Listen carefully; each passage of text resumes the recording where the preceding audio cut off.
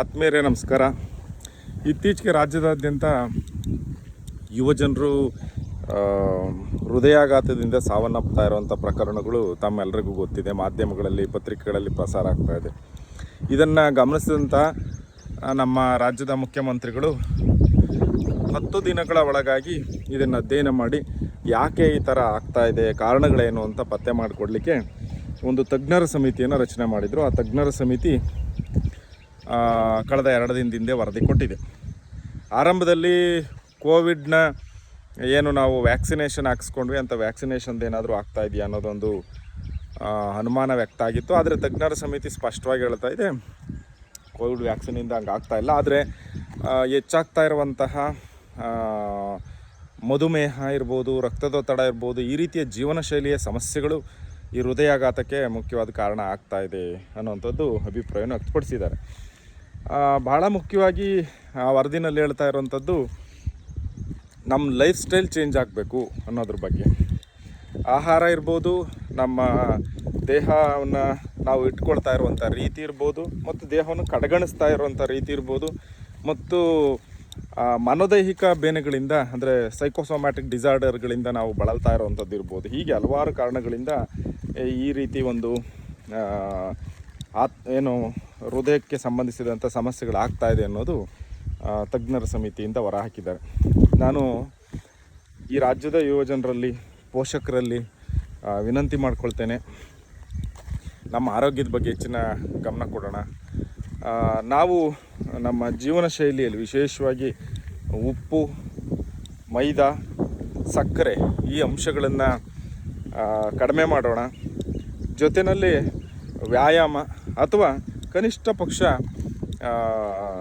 ಒಂದು ದಿನಕ್ಕೆ 10,000 ಸ್ಟೆಪ್ಸ್ ಹೆಜ್ಜೆಗಳನ್ನು ನಡೆಯುವಂಥ ಅಭ್ಯಾಸವನ್ನು ರೂಪಿಸ್ಕೊಳ್ಳೋಣ. ನಾನು ಸಾಮಾನ್ಯವಾಗಿ ಒಂದು ತಿಂಗಳಲ್ಲಿ ಕನಿಷ್ಠ 10,000 ಕಿಲೋಮೀಟ್ರ್ ಟ್ರಾವೆಲ್ ಮಾಡ್ತೀನಿ.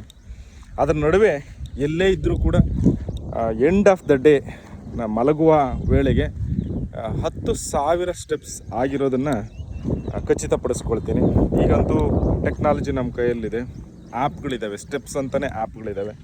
ದಯವಿಟ್ಟು ನಮ್ಮ ದೇಹ ಆರೋಗ್ಯದ ಬಗ್ಗೆ ಹೆಚ್ಚಿನ ಗಮನ ಕೊಟ್ಟರೆ ಮಾತ್ರ ಬಹುಶಃ ನಾವು ಏನೇ ಕೆಲಸ ಮಾಡಿದ್ರು ಅಂತಿಮವಾಗಿ ನಮ್ಮ ಆರೋಗ್ಯನೇ ಸರಿ ಇಲ್ಲ ಅಂತಂದರೆ ನಾವು ಏನು ಸಾಧಿಸಿದ್ರು ಏನೂ ಪ್ರಯೋಜನ ಆಗಲ್ಲ. ಹಾಗಾಗಿ ಆರೋಗ್ಯದ ಬಗ್ಗೆ ಹೆಚ್ಚಿನ ಕಾಳಜಿಯನ್ನು ತಾವು ಇಟ್ಕೋಬೇಕು. ಪೋಷಕರು ಈ ಬಗ್ಗೆ ಗೈಡ್ ಮಾಡಬೇಕು.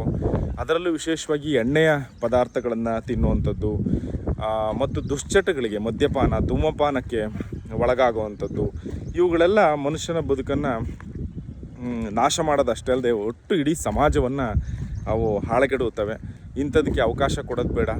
ಮತ್ತು ಈ ಕೆಲವು ವಿಷಯಗಳಲ್ಲಿ ಇವತ್ತು ಮಾದಕ ವಸ್ತು ವ್ಯಸನ ಜಾಸ್ತಿ ಆಗ್ತಾ ಇರೋದು. ನಮ್ಮ ಹಳ್ಳಿ ಕಡೆಯಲ್ಲಿ ಒಂದು ಗಾದೆ ಇದೆ, ಹಾಲು ಕುಡಿದ ಮಕ್ಕಳೇ ಬದುಕಲ್ಲ, ಇನ್ನು ವಿಷ ಕುಡಿದ ಮಕ್ಕಳು ಬದುಕ್ತಾವ ಅಂತ. ಹಾಗಾಗಿ ಈ ಮಾದಕ ವ್ಯಸನದ ಹಿನ್ನೆಲೆಯಲ್ಲಿ ನೋಡೋದಾದರೆ ಅಂತಾರಾಷ್ಟ್ರೀಯ ಪಿತೂರಿಗಳು ಕೂಡ ಇರುತ್ತೆ. ಈ ದೇಶದ ಅತಿ ಹೆಚ್ಚು ಯುವಜನರು ಮತ್ತು ಮಕ್ಕಳಿರುವಂಥ ಇಂಥ ದೇಶವನ್ನು ಇಂಥ ಮಾದಕ ವ್ಯಸನಕ್ಕೆ ಈಡು ಮಾಡಿ ಈ ದೇಶದ ಅಭಿವೃದ್ಧಿಯನ್ನು ಹಾಳು ಮಾಡಬೇಕು ಅನ್ನುವಂಥ ಸಂಚುಗಳು ಕೂಡ ನಡೀತಾ ಇರುತ್ತೆ.